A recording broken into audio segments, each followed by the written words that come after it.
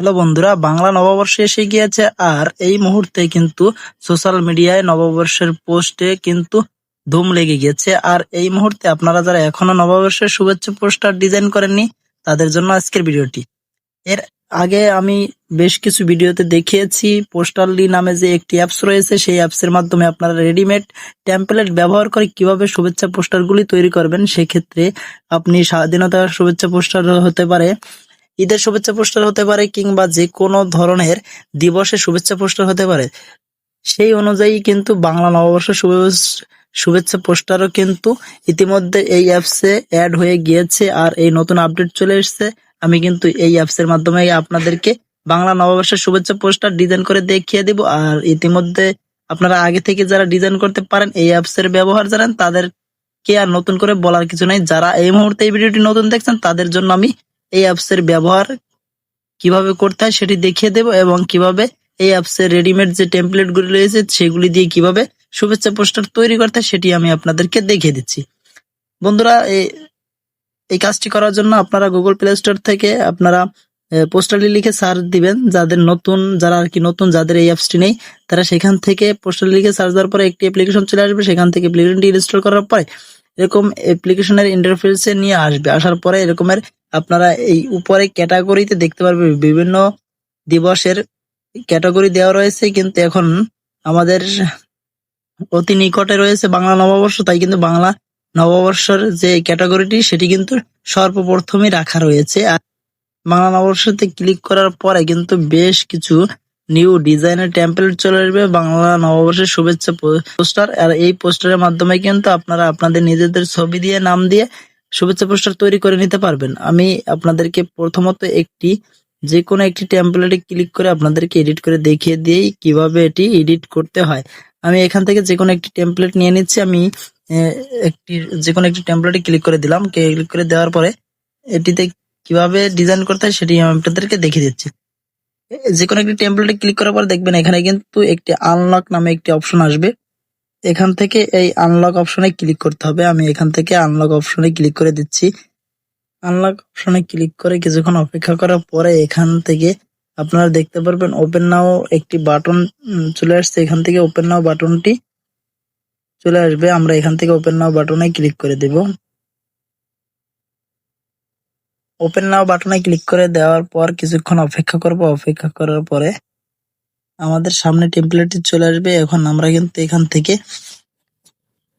Edit করে নিব। সেক্ষেত্রে আমাদেরকে এখানে প্রথমত চলে যেতে হবে। এখানে অ্যাড ইমেজ নামে একটি অপশন আছে, নিচের দিকে দেখতে পারবেন অ্যাড ইমেজ।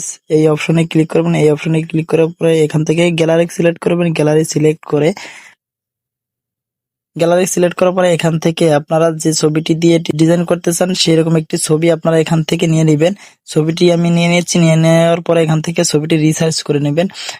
কতটুকু সাইজে আপনি রাখতেছেন সেরকম একটি রেশিওতে রেখে এটি রিসাইজ করে নেবেন। আমি এই রেশিওতে রেখে এটিকে রিসাইজ করে নিচ্ছি। দেন এখান থেকে ডানে ক্লিক করে দিলাম।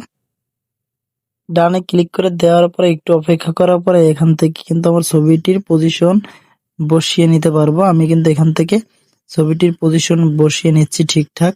ছবিটির পজিশন বসিয়ে নেওয়ার পরে এখন এখান থেকে নিচের দিকে দেখতে পাবো এখানে আপনার নাম লিখুন।